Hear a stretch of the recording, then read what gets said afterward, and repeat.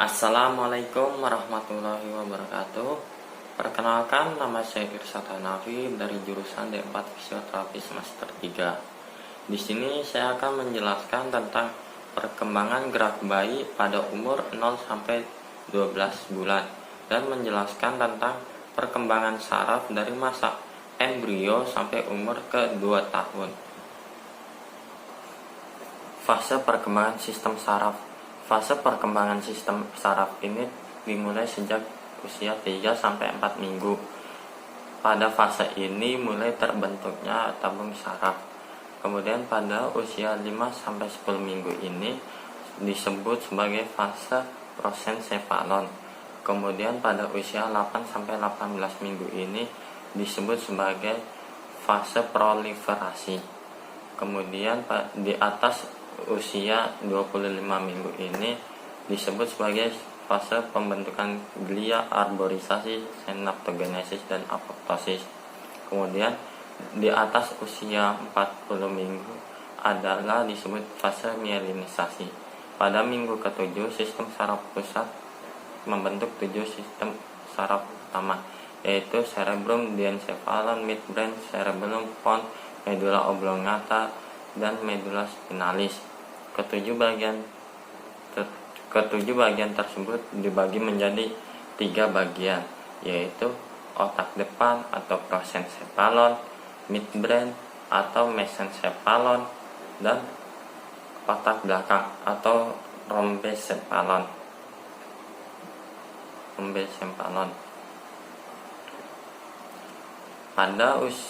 Pada bulan ketiga terjadi proliferasi hingga mengakibatnya pembesaran pada cerebrum hingga menyelubungi diencephalon, midbrain, dan pons. Hanya medulla oblongata dan cerebellum yang hanya tampak berada di bawahnya. Kemudian pada bulan keempat zona ventrikal dan subventrikal membentuk proliferasi dengan pembelahan sel stem. Setelah itu akan terjadi fase migrasi, di mana jutaan sel akan berpindah tempat ke tempat yang lebih spesifik dari sistem saraf pusat.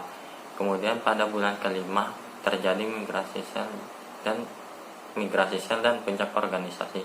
Pada bulan ke-6, di mana lempeng korteks memiliki komponen sel saraf yang lengkap, terjadinya diferensiasi, yaitu terjadinya perubahan bentuk dan terbagi menjadi 6 lapis seperti orang dewasa. Sel saraf berubah menjadi sel neuron dan menjadi sel penunjang juga atau sel glia. Pada bulan ke-7 ini terjadi synaptogenesis atau mielinisasi. Dan bulan ke-8 sama seperti bulan ke-7 masih terjadi synaptogenesis dan mielinisasi. Pada bulan ke-9 yaitu terjadinya proliferasi, mielinisasi, dan organisasi. Dan pada fase ini yang masih banyak terjadi yaitu proses mielinisasi. Selanjutnya pada usia neonatal. Pada usia neonatal ini gerakannya random dan dominan fleksi.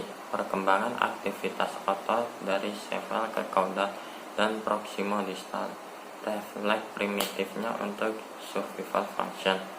Selanjutnya pada usia ke-2 bulan. Pada usia ini gerakannya ekstensi lebih dominan, gerakan kepala lebih fungsional, mampu mengangkat kepala saat tengkurap, dan gerakan halus pada lengan, padat, dan tungkai. Pada usia ke-3 bulan ini visual lebih baik, kepala lebih ke midline, gerakan lebih simetris, dan kontrol flexor lebih baik. Dan ia juga masih bisa miring ke kiri dan kanan. Selanjutnya gerakan 90% nya itu menggerakkan mainan yang berbunyi. Pada usia ke-4 bulan visualnya itu lebih aktif, gerakannya lebih fungsional, kepala dan lebih ke midline, dan ekstremitasnya lebih simetris. Dia juga masih bisa mengangkat kepala tanpa bantuan.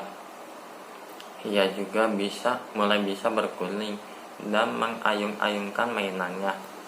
Kemudian pada usia ke-5 bulan, pada usia ini kontrol antigravitasinya mulai meningkat, stabilitas proksimalnya terang dan soldernya lebih baik, lower ekstremitasnya lebih aktif, dan gerakan 90%-nya ini ia akan berguling.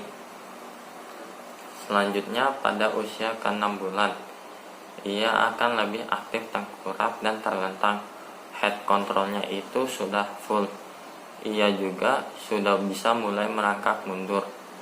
Dan ketika didirikan, ia lebih suka melompat-lompat.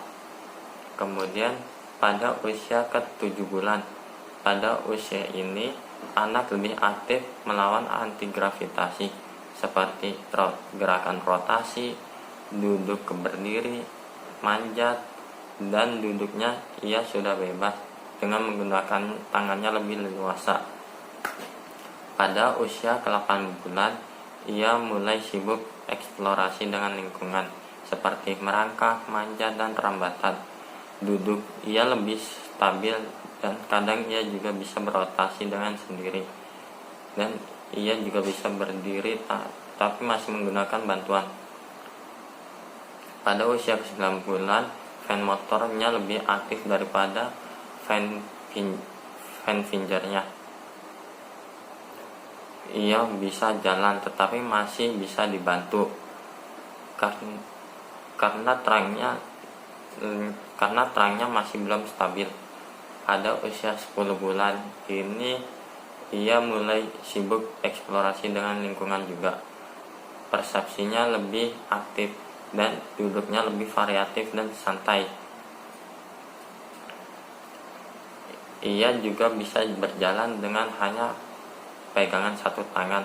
Pada usia 11 bulan, ia berdiri dengan satu tangan, ia bisa lebih mudah. Kemudian berdiri dengan lepas tangan, kemudian langkah dengan kaki, tapi masih belum stabil.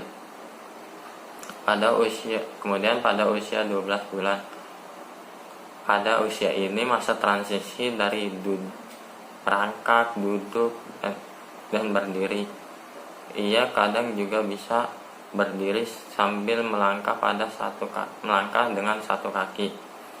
Kemudian usia 1 tahun dan 2 tahun, ia lebih sering merangkak dan merayap dan berpegangan dengan benda-benda kecil seperti ibu jari dan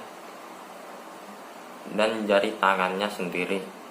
Ia juga lebih sering bermain dengan bola seperti melempar bola ke atas, dan ia juga sudah bisa menendang bola. Sekian dari saya, kurang lebihnya mohon maaf. Wassalamualaikum warahmatullahi wabarakatuh.